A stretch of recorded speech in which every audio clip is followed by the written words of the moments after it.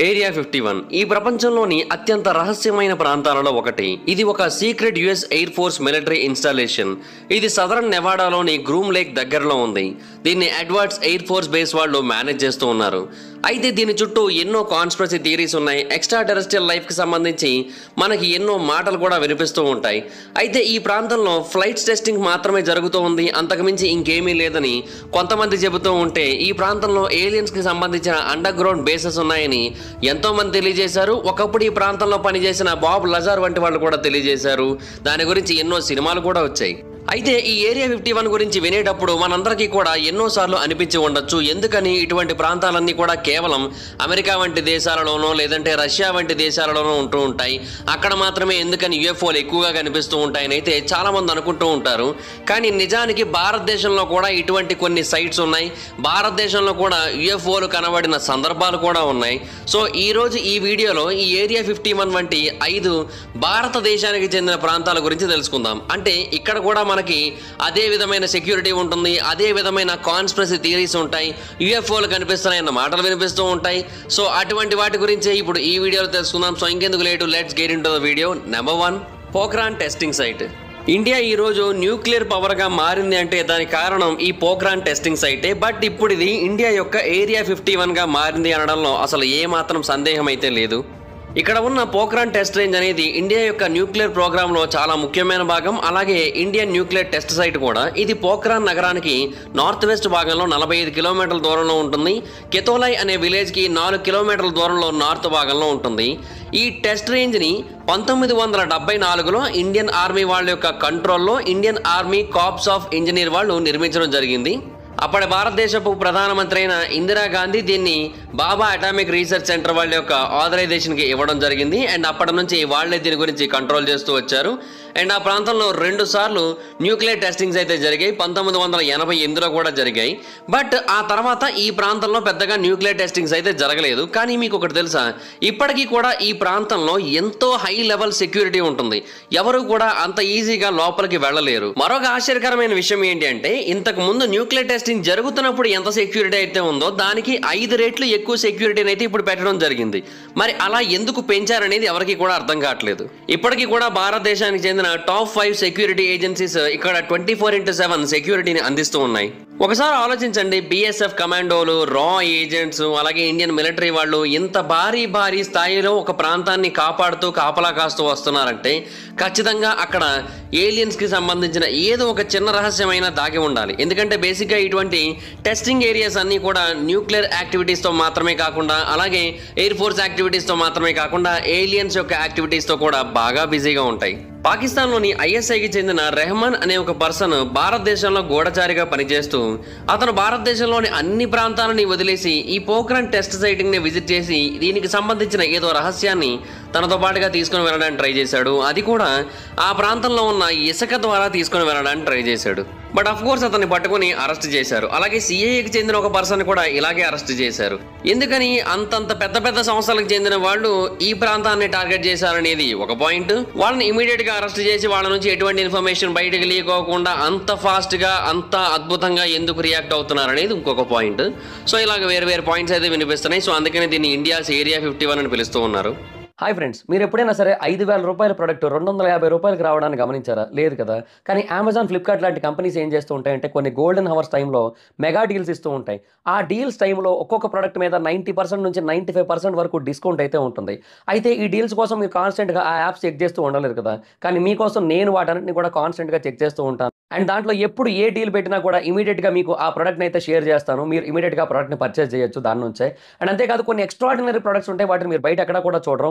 వాటి గురించి కూడా నేను మీకు షేర్ చేస్తాను. మీరు సింపుల్గా చేయాల్సింది ఒకటే, కింద డిస్క్రిప్షన్లో మన టెలిగ్రామ్ ఛానల్ లింక్, మన వాట్సాప్ ఛానల్ లింక్, మన ఇన్స్టా బ్రాడ్కాస్ట్ ఛానల్ లింక్ ఉంటాయి. వీటిలో మీరు ఏ యాప్ ఎక్కువగా వాడతారో ఆ యాప్కి సంబంధించిన లింక్ మీద క్లిక్ చేసి ఆ యాప్లో ఉన్న మన ఛానల్ని ఫాలో అవ్వండి. దాంట్లో రెగ్యులర్గా చాలా ప్రొడక్ట్స్ అయితే మీకు అప్డేట్ అవుతూ ఉంటాయి. అండ్ ఆ ప్రొడక్ట్స్లో మీకు ఏది నచ్చినట్టయితే దాన్ని మీరు కొనుగోలు చేయొచ్చు వెంటనే. సో డిస్క్రిప్షన్లో లింక్స్ ఉన్నాయి, వెంటనే ఫాలో అవ్వండి. Number 2, Trishul air base. ఇది ఇండియాలోని అత్యంత భారీ ఎయిర్ బేస్. అయితే ఈ ప్రాంతానికి యుఎఫ్ఓలతో సంబంధం ఉందా లేదా అన్నదైతే మాత్రం ఎవరికి కూడా పూర్తిగా తెలియదు. బట్ ఈ ప్రాంతంలో మిలిటరీ ఫ్లైట్స్ యొక్క టెస్టింగ్స్ చాలా ఎక్కువగా జరుగుతూ ఉంటాయి. MiG-25 ఫాక్స్ బ్యాట్ యొక్క టెస్టింగ్స్ ఈ ప్రాంతంలోనే ఎక్కువగా జరిగాయి. ఇది సూపర్సోనిక్ ఇంటర్సెప్టర్ మరియు రికానసెన్స్ ఎయిర్ క్రాఫ్ట్. సో ఇటువంటిది ఈ ప్రాంతంలో టెస్ట్ చేశారు అంటే ఖచ్చితంగా ఈ ప్రాంతానికి చాలా అంటే చాలా వాల్యూ ఉండాలి. అండ్ ఇక్కడ ఏదో ఒక సీక్రెట్ రీసెర్చ్ వంటిది జరుగుతూ ఉండాలి అని అయితే కొంతమంది అభిప్రాయపడుతూ ఉన్నారు. అయితే దీని గురించి వెటరన్ జర్నలిస్ట్ అయిన అమిత్ బరువా అనే ఒక వ్యక్తి తన యొక్క పుస్తకంలో ఏమని రాశాడంటే, మే 27, 1977న ఈ MiG-25 విమానం పాకిస్తాన్ మీదుగా వెళ్ళింది. ఆ శబ్దానికే పాకిస్తానీలందరూ కూడా భయపడ్డారు అని అయితే ఆయన తన యొక్క పుస్తకంలో మెన్షన్ చేశాడు. అలాగే పాకిస్తాన్ వాళ్ళ దగ్గర ఉన్న ది బెస్ట్ ఫ్లైట్ అయిన F-16 దీని ముందు అసలు ఏమాత్రం పనిచేయదని కూడా ఆయన తన యొక్క పుస్తకంలో రాశాడు. అండ్ ఇంకొకటి ఏంటంటే ఈ MiG-25 అనేది 2006లో రిటైర్ అయిపోయింది. కానీ 2006లో అది రిటైర్ అయ్యేంత వరకు కూడా ఈ MiG-25 విమానం అసలు ఆ ప్రాంతంలో ఉండేదని, ఆ ప్రాంతంలోనే దాని యొక్క టెస్టింగ్స్ అన్ని జరిగాయని, దాని చుట్టుపక్కల ఉన్న ప్రాంతాల వాళ్ళకి కానీ ఇండియాలో ఉన్న వాళ్ళకి కానీ అసలు ఏమాత్రం తెలియదు. మిగతా దేశాల వాళ్ళ సంగతి పక్కన పెట్టండి, అంత సీక్రసీని మెయింటైన్ చేశారు. మరి ఎందుకని అంత సీక్రసీని మెయింటైన్ చేయాల్సి వచ్చిందనేది మాత్రం ఎవరికి కూడా పూర్తిగా తెలియదు. బహుశా వాటి గురించి తెలిసినట్టయితే శత్రువులు ఎవరైనా దాని మీద టార్గెట్ చేసి దాన్ని నాశనం చేయడానికి ప్రయత్నించే అవకాశం ఉందన్న ఉద్దేశంతో అలా చేసి ఉండొచ్చని అయితే కొంతమంది అభిప్రాయపడుతూ ఉన్నారు.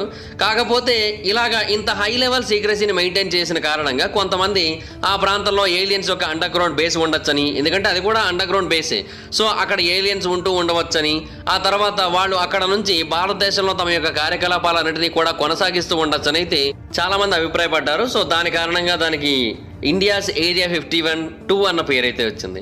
Number 3 wheelers island.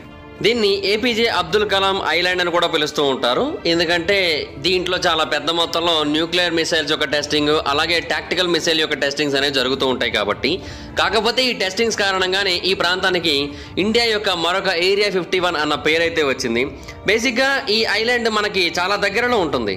Bay of Bengal యొక్క ఈస్ట్ భాగం నుంచి కేవలం 10 మైళ్ళ దూరంలో మాత్రమే ఉంటుంది. అంటే అటు వెస్ట్ బెంగాల్కి ఇటు ఒరిస్సాకి మధ్యలో ఉన్న ప్రాంతం నుంచి కేవలం 10 మైళ్ళ దూరంలో మాత్రమే ఉంటుంది. సో సముద్రంలో చాలా ఈజీగా చేరుకోవచ్చు, దీన్ని పెద్ద కష్టమైన పనేమీ కాదు.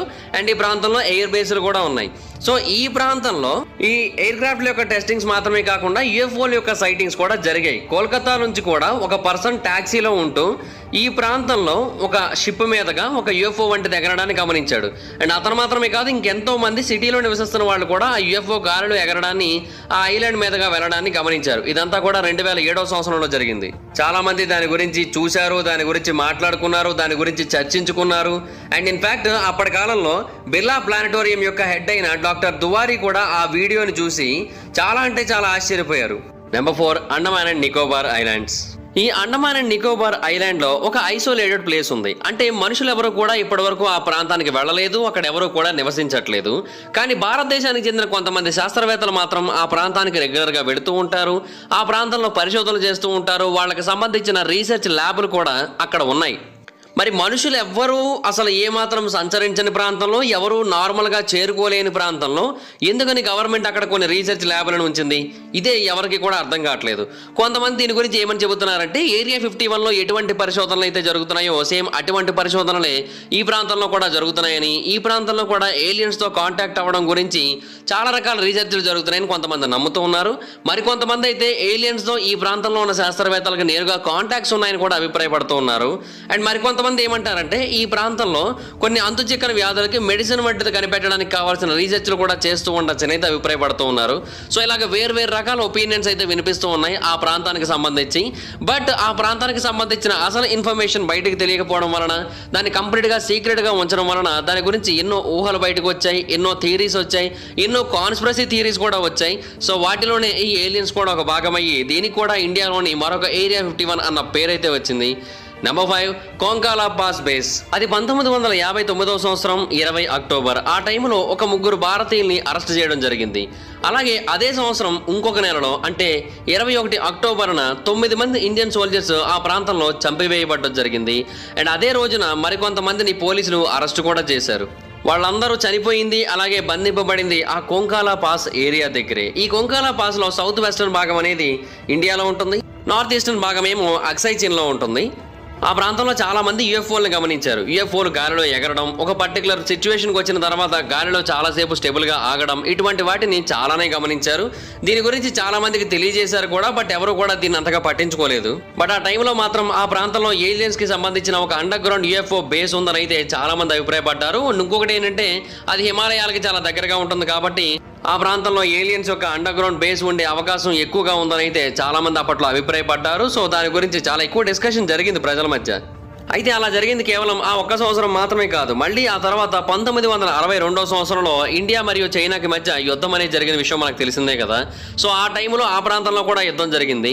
అయితే ఆ టైంలో భారతదేశానికి చెందిన ఎంతో మంది ఆఫీసర్స్ ఆ ప్రాంతంలో ఎన్నోసార్లు UFOలని గమనించారు. సో వాటి గురించి వాళ్ళు ఎంత సీరియస్గా తీసుకున్నారంటే వీటి గురించి ఒక రిపోర్ట్ని రాసి ఆ రిపోర్ట్ని ప్రైమ్ మినిస్టర్ ఆఫీస్ కూడా పంపించారు. అందులో వాళ్ళు ఆ ప్రాంతంలో ఒక అన్ఐడెంటిఫైడ్ లూమినస్ ఆబ్జెక్ట్ని గమనించినట్టుగా తెలియజేశారు. బట్ ప్రైమ్ మినిస్టర్ ఆఫీస్ మాత్రం దీని గురించి అసలు ఏమాత్రం పట్టించుకోలేదు.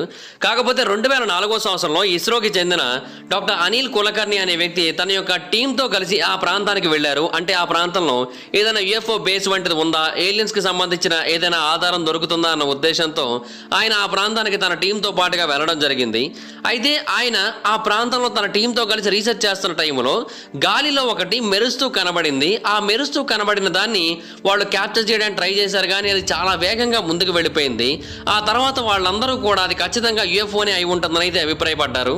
అండ్ వాళ్ళు కళ్ళు మూసి తెరిచేలోపు అది చాలా వేగంగా వెళ్ళిపోయింది. అటువంటి వేగం భారతదేశానికి చెందిన ఎటువంటి ఎయిర్ క్రాఫ్ట్కి, ఎటువంటి నార్మల్ విమానానికి కూడా లేదు. కాబట్టి అది ఖచ్చితంగా UFO అయి ఉండే అవకాశాలు చాలా ఎక్కువగా ఉన్నాయని అయితే కులకర్ణి గారు కూడా తెలియజేయడం జరిగింది. సో అలాగా ఈ ప్రాంతం యొక్క మిస్టరీ కూడా ఇప్పటికీ మిస్టరీగానే మిగిలిపోయింది. సో గైస్ చూశారు కదా, ఇవి భారతదేశానికి చెందిన 5 మిస్టీరియస్ సైట్లు అండ్ 5 మిస్టీరియస్ ఏరియా 51 వంటి ప్రాంతాలు. ఇప్పటికీ కూడా వీటి చుట్టూ చాలా కాన్స్పిరసీ థియరీస్ ఉంటాయి. ఇవి ఇప్పటికీ కూడా ఎన్నో రకాల ప్రశ్నలు క్రియేట్ చేస్తూ ఉంటాయి భారతదేశంలో కూడా. కాకపోతే ఏంటంటే భారతదేశంలో ఇటువంటి సైటింగ్స్ అయినా ఇటువంటి ప్రాంతాలైనా కూడా కొంచెం తక్కువే విదేశాలతో కంపేర్ చేసినట్టయితే.